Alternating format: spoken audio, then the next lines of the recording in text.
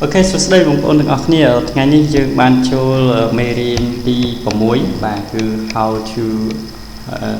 dương dây ông pi được associate nè và action account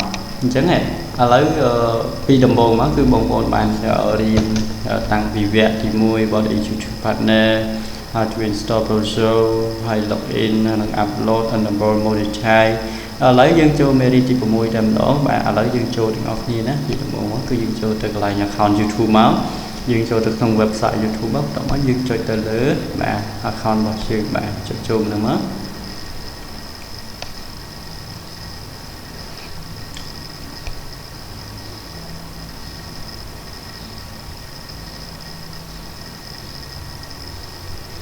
Ok bông ổn là lời đi dương ban mà đo lại nhà account YouTube bỏ chuyện hay đồng kề lại những cái dương chập đàn cho từ lại channel làm bay associate action account bỏ chuyện bán cái dương cho từ lại channel bạn hay association account ní tiết sáu cô lutra này ta bông ổn á cứ dương ban bằng cả account bỏ dương ban là dẹp về từ một ngày từ vị ngày á hay dương chăm apply từ action vì pro bà ca na bông ôn bà ca liêm tới dương apply từ liêm chẳng hạn vì chuyên ca tới vì ai ở dương rồi lôi bàn đi bàn tay chuyên ca tới vì ai ở dương rồi lôi bàn và tổng ở dương chu được lại monetization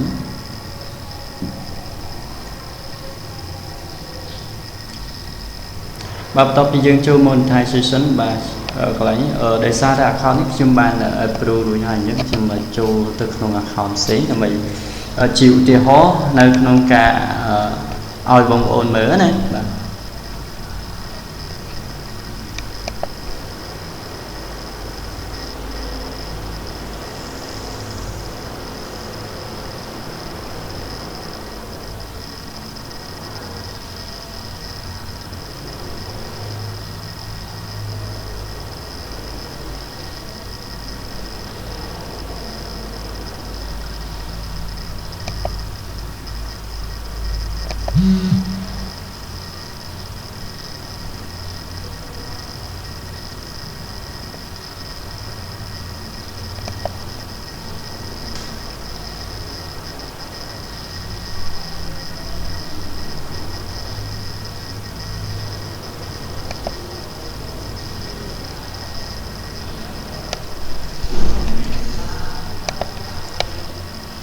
ok bông ôn bài website YouTube mở bài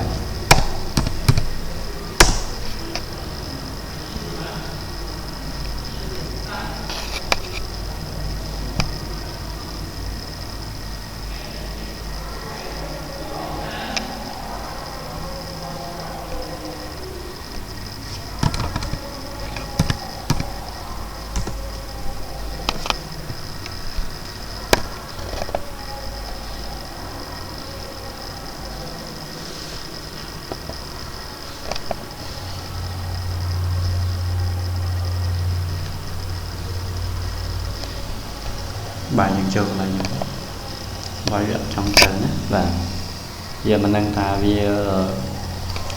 browser mới nhấn vì mình đang cài dòng mà chế và mà từ chỉ chén bà đã bị lột màu ấy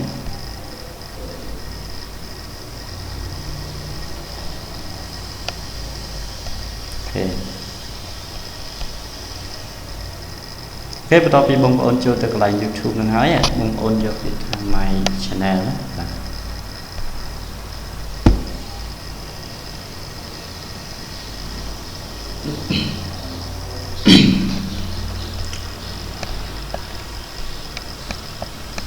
bạn my channel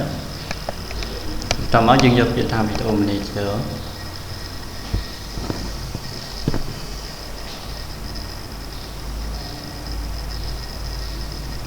tập đi bông ôn giờ Việt Nam video mình chưa hay bông ôn ai vô Việt Nam channel đấy và hai mình toàn mất cái dương giờ Việt Nam monetization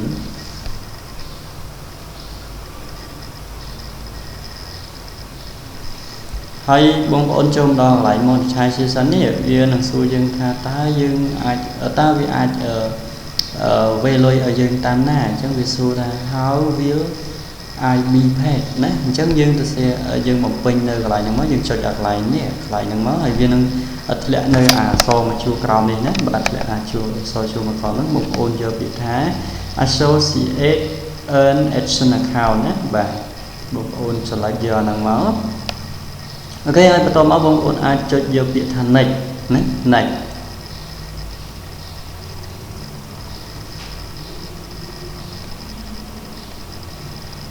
តោះមកបងប្អូនបើសិនជាយើងមាន Gmail account ស្រាប់បងប្អូនអាច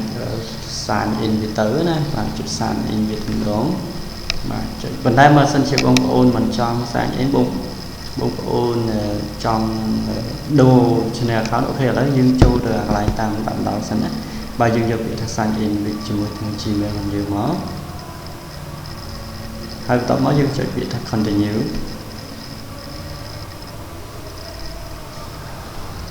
អូខេបន្តមកកន្លែងនេះវានឹងសួរយើងយ៉ាងច្រើនដូចជាកន្លែងនេះវាកន្លែងនេះយើង select ដាក់ប្រទេសកម្ពុជារបស់យើងដាក់កម្ពុជារបស់យើងហ្នឹងដាក់ Cambodia ណាបាទបើសិនជាបងប្អូនអត់ដាក់ Cambodia ទេបងប្អូនវាអត់ដឹងថាបងប្អូននៅណាទេវាអត់ដឹងថាផ្ញើលុយទៅឲ្យបងប្អូននៅតាណាទេអញ្ចឹងយើងត្រូវដាក់ប្រទេសកម្ពុជាណាបាទបើសិនជាបងប្អូនដាក់ខុសទៀតអញ្ចឹងយើងមិនដឹងថាទៅដកលុយណាវាក៏មិនដឹងថាផ្ញើលុយមកយើងឲ្យយើងតាមណាដែរណាបាទអញ្ចឹងអាកន្លែង page your name នេះគឺយើងត្រូវបំពេញឈ្មោះឲ្យដូចទៅនឹងអត្តសញ្ញាណប័ណ្ណរបស់យើងណាបើសិនជាយើងបំពេញឈ្មោះខុសទៅនឹងអត្តសញ្ញាណប័ណ្ណផងយើងណាអញ្ចឹងយើងក៏មិនអាចដកលុយបានដែរសម្បីតែឈ្មោះមួយក៏គេមិនឲ្យដកខុសតែអក្សរ E មួយណាបាទខុសតែអក្សរ E មួយហ្នឹងក៏គេមិនឲ្យដកលុយបានដែរណាបាទហើយអានេះផ្លូវណាលេខផ្លូវបងប្អូនអាចទៅវាយចេះមកបាទ ST ហើយក្បៀសមួយមកកន្លែងកូនដៃនេះហើយដកព្រីមកដាក់លេខ5ណាបាទហើយបងប្អូននៅណាខ្ញុំដាក់សង្កាត់អូចាចុះអញ្ចឹងណាខ្ញុំជាឧទាហរណ៍ចុះឲ្យបងប្អូនណាបាទអូចាមក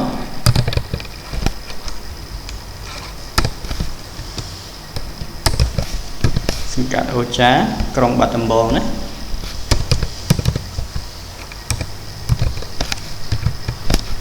អូខេក្រុងបាត់ដំបង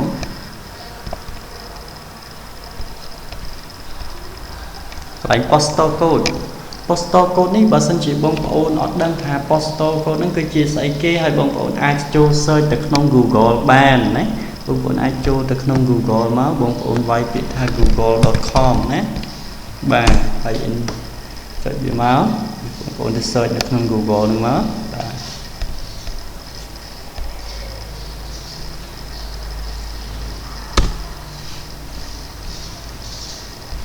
បាទហើយបន្ទាប់ពីបងប្អូនចូលទៅក្នុង Google ហើយណាបងប្អូនអាចវាយថា postal code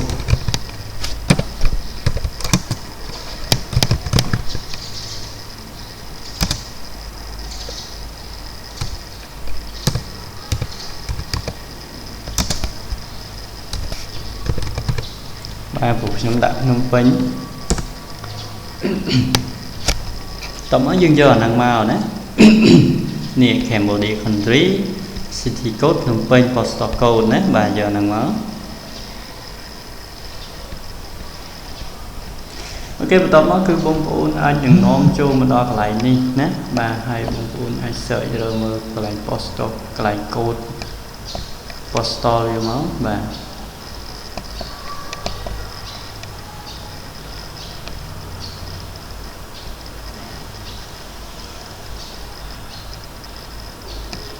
អូខេវាដាក់មកនេះណានេះ General Office បាទបានន័យថាទូទៅបាទកូដប្រចាំនៅរាជធានីភ្នំពេញគឺវាទូទៅត្មងអញ្ចឹងវា12000ណាបាទហើយកូដប្រចាំនៅរាជធានីភ្នំពេញអញ្ចឹងយើងបើសិនជាយើងនៅណាអញ្ចឹងទៅយើងដាក់នៅហ្នឹងមកព្រោះបើសិនយើងនៅតាមខេត្តបើកាលណាគេ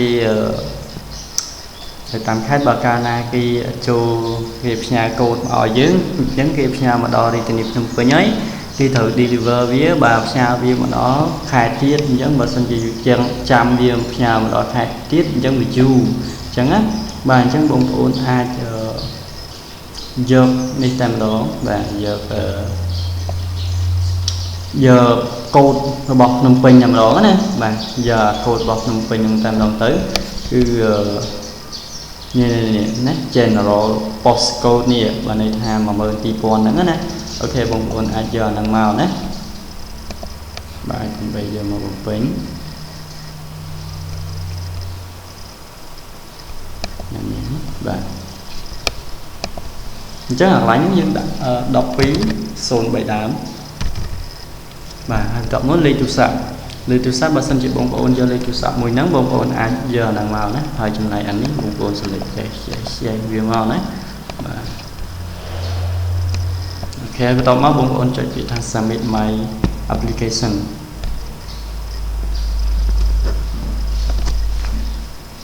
អូខេបន្ទាប់ពី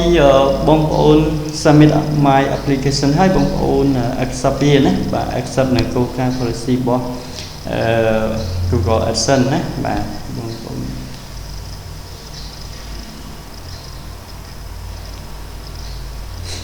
យើងក៏តែចុចនេះមកចេះមកហើយយើងចុចពី AdSense ហើយអូខេឥឡូវវា approve ឲ្យយើងហើយបាទព្រោះឥឡូវវា approve ឲ្យយើងលឿនមែនតើណាបាទបើសិនជាពេលខ្លះ account ខ្លះគឺវានៅដដែលព្រោះវានៅបែបជា review ណាបាទវានៅ review account របស់យើងទៅ1ថ្ងៃទៅ2ថ្ងៃអីហ្នឹងប៉ុន្តែឥឡូវនេះដោយសារតែវាលឿនបាទវាបាន update សារជាថ្មីឥឡូវបងប្អូនអាចរកលុយបានហើយណាបាទវាឥឡូវទៅបាទអូខេឥឡូវបងប្អូនអាចឥឡូវចប់មេរៀនទី6ហើយអាហ្នឹងបើសិនជាបងប្អូនអាកន្លែងភ្នំពេញហ្នឹងណាបើសិនជាបងប្អូនចង់ដាក់តាមខេត្តក៏តាមខេត្តទៅ postal code បងប្អូនអាចបើសិនជាបាត់ដំបងបងប្អូនវាយ postal code បាត់ដំបងអញ្ចឹងទៅណាបាទបងប្អូនវាយ general post office បាត់ដំបងអញ្ចឹងទៅណាបាទ copy កន្លែងហ្នឹងមកយើង copy វាមកកន្លែងហ្នឹងមកយកមកផាសវាមកណាបាទ copy បាត់ដំបងអញ្ចឹងទៅណាបាទដំបងណាបាទ enter វាមកបាទ search វាទៅ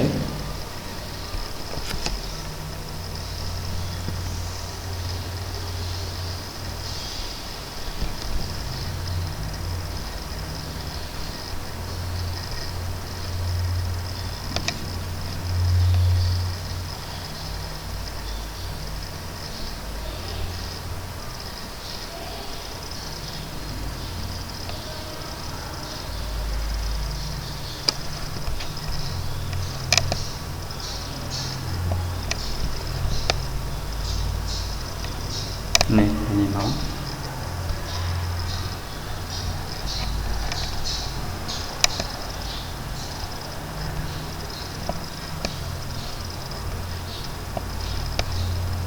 បាទអូខេឥឡូវយើងមិនបាច់ចាំនេះទេព្រោះដោយសារនៅបាត់ដំបងវាមាន postal code វាគឺលេខ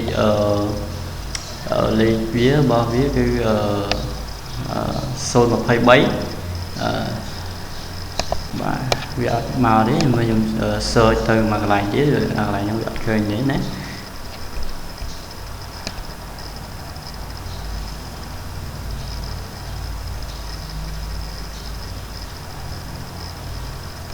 អូខេបងប្អូនឥឡូវខ្ញុំវាយចេះវិញបាទ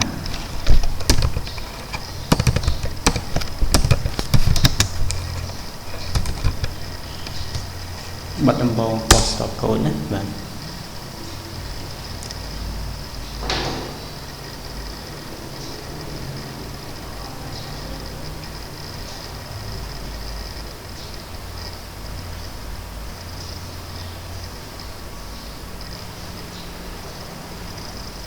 យើងយកនេះមកបាទ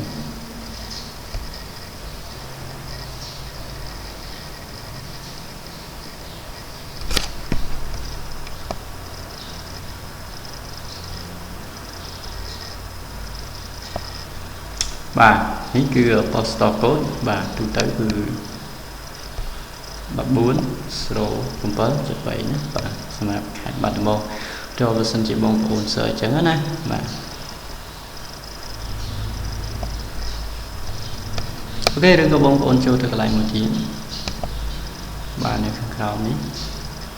បាត់ដំបង province postal code មក Sivo បាទនេះបងប្អូននឹងឃើញ postal code ទៅចាំទៅតាមប្រចាំតំបន់ណា